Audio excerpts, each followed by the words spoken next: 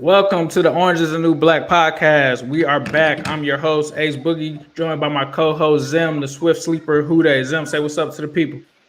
What's up, people? How y'all doing? We coming off our first scrimmage tonight. How y'all feeling out there? Let's go.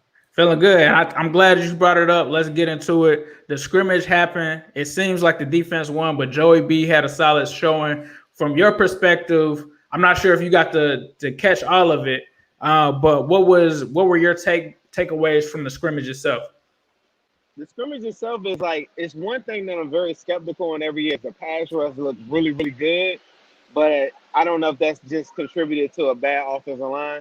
But that was one of the main things that stuck out to me. Joey B is going to be Joey B. But I think for the first time, fans got to see the realistic, like, I think we've seen a lot of, like, 11 on 11 stuff. You'd be like, Joe Burrow went 10 for 11. Joe Burrow's unstoppable. I think for the first time, he kind of seemed a little human. I think my final numbers, I think we're at 15 for 27 or 17 for 29, somewhere around there. But it was the first time he seen not that he played bad, but that he actually had incomplete passes and it was, like this was full speed.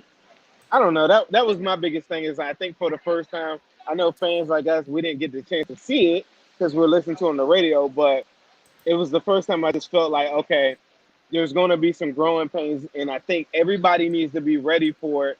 And I'm not saying that to be, like, negative. I'm just saying, like, don't expect Superman overnight. Superman's coming, but not overnight. That was my biggest takeaway.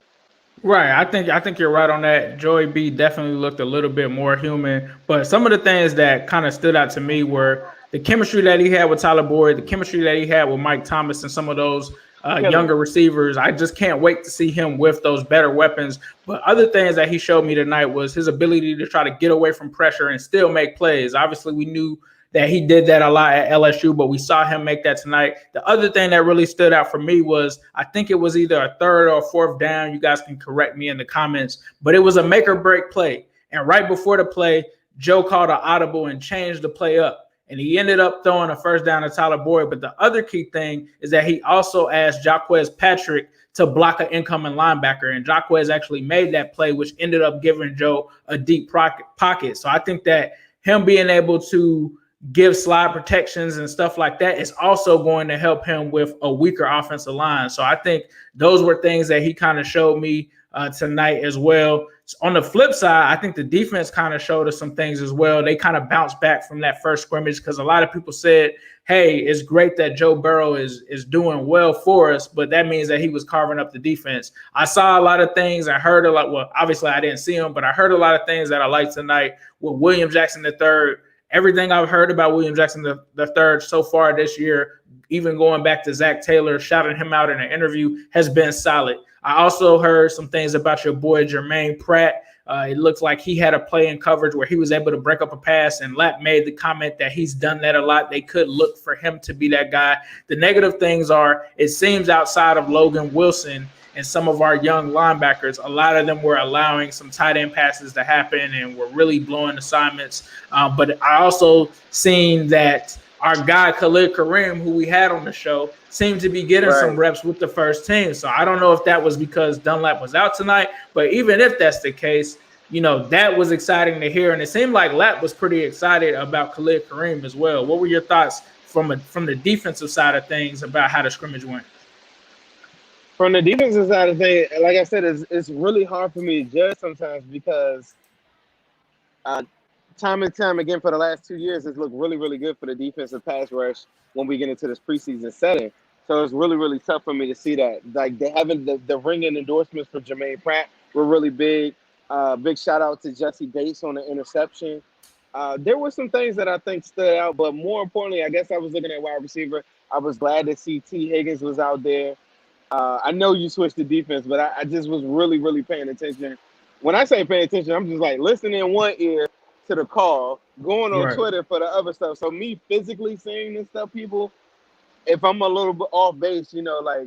Sorry. Yeah, the one thing was Jesse Bates did have that pick, but apparently on that play, Mike Thomas was like tangled up by Von Bell, and they were saying that it was defensive pass interference, which negated that. So apparently that was the reason why Jesse Bates caught it. And there was really some confusion on that play because they came back and they were like, oh, it was defensive pass interference. But technically that should have been a first down and another opportunity for Joe Burrow and them to score. But since they called it the other way, it was like too late for them to reverse it. So it was kind of weird, like you said. Like it was a lot of things that were like, and I think even with the first Tyler Boyd touchdown, I'm still not sure if that was a touchdown or not because Dan Hort said it was, but there's other people saying that Hubbard had a sack on that play. So right. To tell if Joe Burrow had 2 touchdowns to Tyler Boyd or just one, it was kind of hard to tell. Like you said, with us not being able to see it, it definitely made things a lot harder.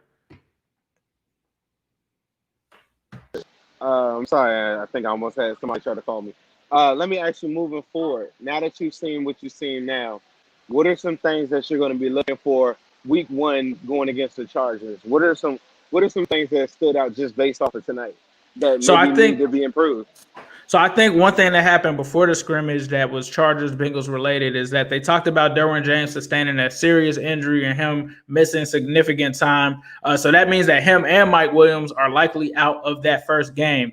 What I would look forward to seeing is how Joe Burrow addresses that first game, how his performance and decision-making comes out, because I think it's a very winnable game. I really feel very optimistic, especially with some of the Chargers' best players being out. I think that we also have to see what the Bengals defense is going to do. I mean, this was a unit that wasn't the best itself. So I would like to see how far along those 2 units have come. And hopefully we see something that's similar in a sense to how we came out against the Seahawks, which I think they're 2 totally different teams, but like how we came out with that really good performance against the Seahawks, but this time we actually pull off the win. That's what I would like to see is the Cincinnati Bengals get off to 1-0. I really am starting, like, I hate to just be the all the time optimistic guy, but I'm really getting excited about what I'm hearing. I'm really getting excited about what I'm hearing about this team. What about you?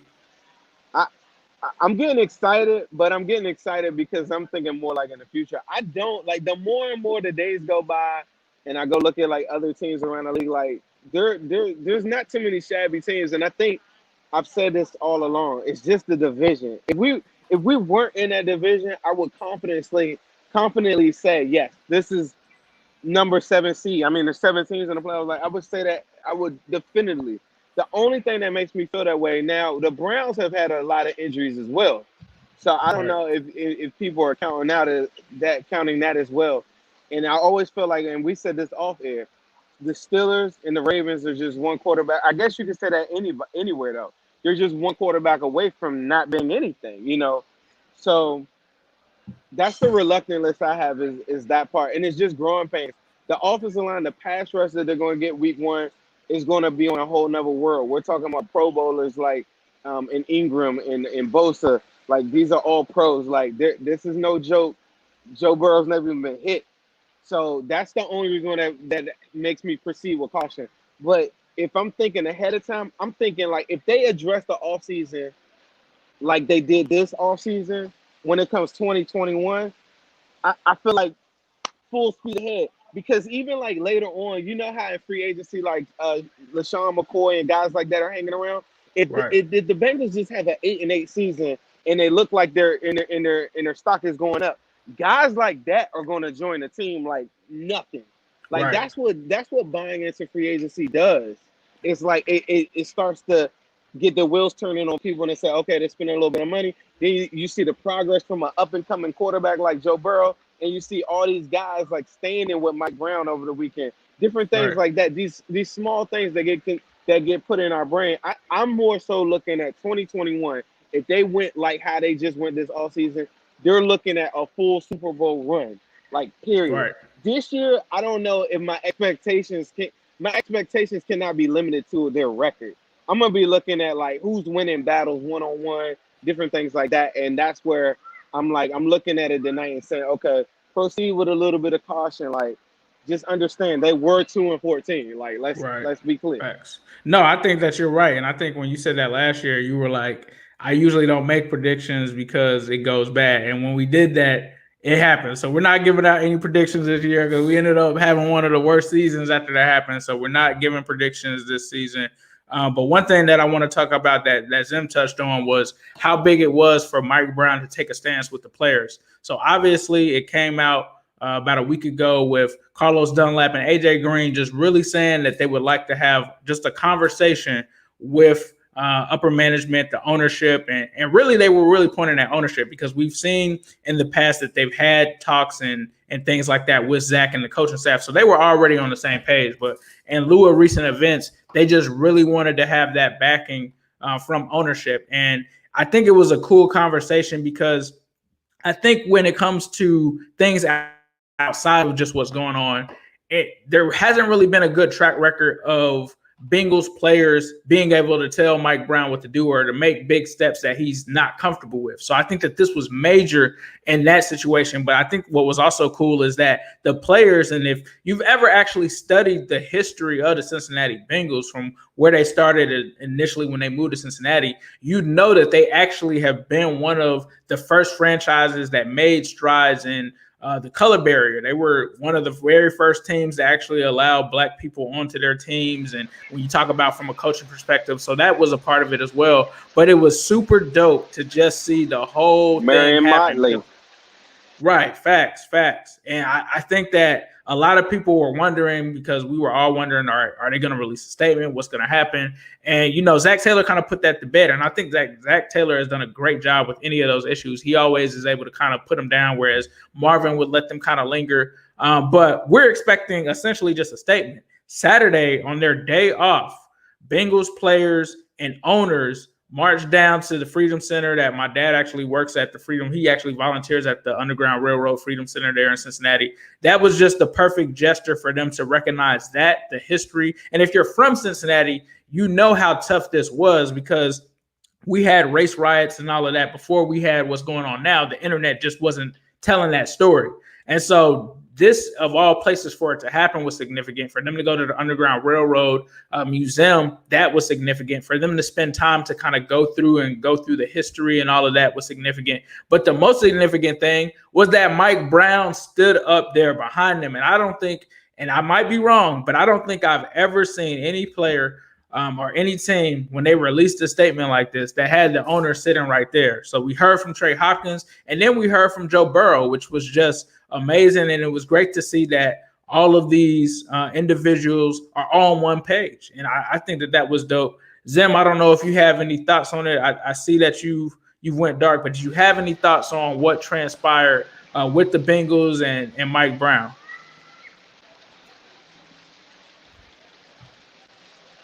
Looks like Zim is having some audio issues. He cannot hear me. But it seems like he's gonna leave and come back in. But I have literally never seen anything like that. It's dope to see it. It's dope to hear that Mike Brown is listening to them. And obviously those are on serious issues. Hopefully it ends up going down to like building an indoor facility, practice facility. But hey, it's a start. It's great to see Mike Brown and Katie stand with those guys. It's great to see that, we all want the world to be a better place. So I think that was dope. And we'll have to see what this season ends up bringing us. But we're going to bring Zim back in. He just rejoined us. Zim, what were your thoughts on Mike Brown and Katie Blackburn standing with the Bengals and doing a march on Saturday? So one of the biggest things that I had recently, I don't know if you all caught the show that I had a show called No Justice, No Peace that I put out in me and Ace week. We couldn't get timed up that week, but this was over the weekend or something right before it. But around that time, that's when the Ravens came out with their statement. Different people came out with their statement. And I was questioning, what would the Bengals do? You hinted at it. You hit it right on the nail where you're saying, like, Bengals early on, with players like Marion Motley and breaking the color barrier with the NFL. And there's so many different instances that Mike Brown could look at his father and say, like, he was a pioneer in the racial divide with the NFL. And so I was always looking for that, and I thought it was kind of troubling. And I hinted at this on the show that I recorded, is that Dunlap and AJ Green and guys like that said, yeah, it's got to come from the higher ups. And I think when Dunlap put his arm around Mike Brown, there was a brief moment where he did that. I think, and Mike Brown didn't waver away from it. I thought I read into that a little bit, but I just thought that was a big thing for him to stay in front and center, where there are not a lot of owners that are doing that. And I told you this too, like to be at that age with COVID being very, very present in today's society, that's a big risk for him to even go out there.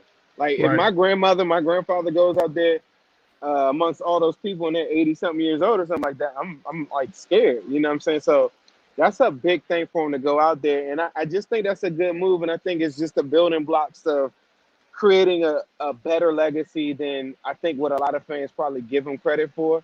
So I was really happy for it. I've never been one to dog him for it. Some of the cheap stuff that people talked about from before, like when we talk about locker room stuff and jock straps and all that, yeah, that's super damn cheap. But when it came to free agency and stuff, I thought they really bought into the fact of homegrown drafting, and their principles are no different than the Steelers or the Packers. If you look at them in free agency all this time, it's just from a standpoint, when you're listening, you pick up your phone and it goes da na na da na na, and it never goes across the screen, and the Bengals aren't on there. You're just like, man, the Bengals don't ever do that. It's like 10 teams in the NFL that never really are that active in free agency. So I never really called them cheap on the strength of that. So for the last 20 years, I never really felt like that same sentiment, and I just don't have negative feelings towards them. And like I've said this a million times on the show, I'll never tell somebody what to do with their money. Like, Right. you know, it's just one of my principles. So even though I report on the team and I try to have my opinion and stuff, just because there's a free agency, or I mean a free agent or somebody that I think they should get or trade for, I don't know the financial ramifications on it from their standpoint in their bank account. Just because the salary cap says so, you don't know behind the scenes. So I've never really been quick to judge them like that. And I watch teams like the Packers and the Steelers get lots of players. Like Antonio Brown is a fifth, sixth round player. Like there are a Right. lot of players that are on good teams or were on good teams or teams that had big success without going into free agency. Now to win a Super Bowl, like that's why I hit at 2021. Mike Brown has to get a keys to Katie and Duke Tobin and say, hey, look, go get me one before I go. Right. Period. Right. Yeah, I hope that we definitely see that. And it was something that I was actually looking into. There never has been a rookie that has won the Super Bowl his first year. So not saying that it can't happen, but the chances of that happening aren't really there. So you're thinking So Super Bowl. no, I'm not thinking Super Bowl. I But think but but look at I Kyler Murray so though. Look at Kyler Murray. Do you consider that a very successful rookie year? uh I think it was definitely some progress. I wouldn't say that it was the best. I think when I think about one of the most successful rookie seasons, and I'm just trying to go this past decade instead of extending back to like Big Ben and all of that. I don't want to go back that far, but I think the most successful one that I was hoping that Joe Burrow could kind of emulate would be when Andrew Luck went to the Colts. They won like 2 games the year prior, and then I think they went like 9-7 or something like that. It was a big turnaround. So I think that if we could get that, that would be the thing. I think a Super Bowl type thing for Joe Burrow in like year one would be Joe Burrow sneaking into the playoffs as that last seed and getting a playoff win and just putting that to bed already. Like I would love that because he wouldn't have that pressure season in, season out of are the Bengals going to win a playoff game this year? Are the Bengals going to win a playoff game this year? Like we need to really get past that and move I don't towards know. I don't towards know. it. For I one, don't think it can happen this year. I'm just saying best case I do. No, scenario. no, no, no, no. I do think it can happen. Like if you gave me a scale, if you gave me a percentage chance that I think it can happen, I think it's like a 25 to 30% chance that they could get the number 7 seed. The AFC with Tom Brady departing, to me, is super wide open in that extent because now it's just Pat Mahomes, right? But it's always got to be one person he goes against. Lamar, right? Okay, cool. After that, there's a big drop off. Like as far as like who are these dominant teams? Like, like if you look at the games, like you gave me the stat, and everybody knows this, there were 9 games within one score. Joe Burrow wins 70% of those games. That's what he flourishes on. So Right. that alone right there is a 7-win, 8-win season. To Right. get the 9-7, I mean, to get the number 7 seed, like I said earlier in the thing, that's just one Ben Roethlisberger elbow away, or Lamar Jackson being out a couple weeks. Right. Them going out a couple weeks and him not being the captain of the show drastically changes everything that you think about. Now the Ravens defense is not as good as you think it is.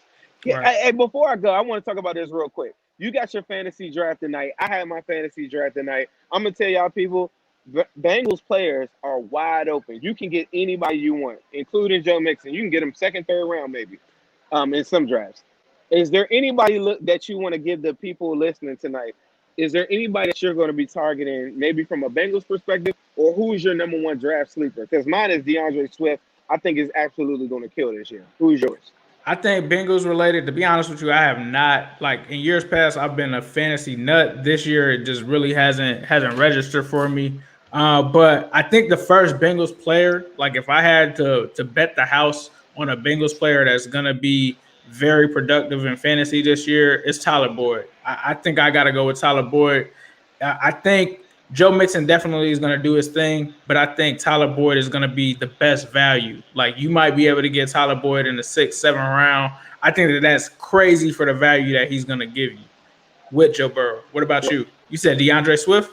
Yeah, I mean, if you guys are looking like Cam Akers is a running back, I really, really like. He's a running back from Florida State. From FSU? I really, really love him. Yeah. I mean, but I just feel like he's going to kill it this year. You can get guys like he kind of reminds me. I drafted Miles Sanders last year, and a lot of people were like, "Who is that?" And I mean, I was like, "I'm in a PPR league, so I'm looking for straight pass catching. I got Kamara, I got Lamar, I got a really good staff, but I'm gonna tell you, T. Higgins, guys like that aren't even getting drafted. John Ross isn't even getting drafted. Tyler Boyd, you can get him. Like he's gonna be there. Like I got a list. If anybody wants it, I'm gonna send you a list of the average draft position of any Bengals player. But the number one sleeper, look at me before I go, is Joey B. He's there to be had. If you get to in a 10-man league, if you get to your 12th pick and he's still there, because all the elite wide receivers, all the elite running backs are gone, get Joey B. I don't see how you can pass on him. He's going to be there like 12th, 3rd round. You might get in a draft with some knowledgeable people and they go get him or whatever, but he's there. And I did a lot of mocks and everything like that. And I had my first real one, but he's there, people, and it's crazy. But I want to tell you all, thank you very much for supporting me, Ace, in this crazy time with COVID, all these different things running rampant. We're still trying to get justice in the world. We're still trying to get a lot of different things to go our way, including this Bengals football team. That's all I got for you guys tonight. Yep, and be sure to follow us on Twitter at Zim Hude and at New Stripe City on Twitter. Follow Zim on Instagram at Zim_Hude, and then also follow me on YouTube at New Stripe City. That's it. We're out. Hude. Out. Hude.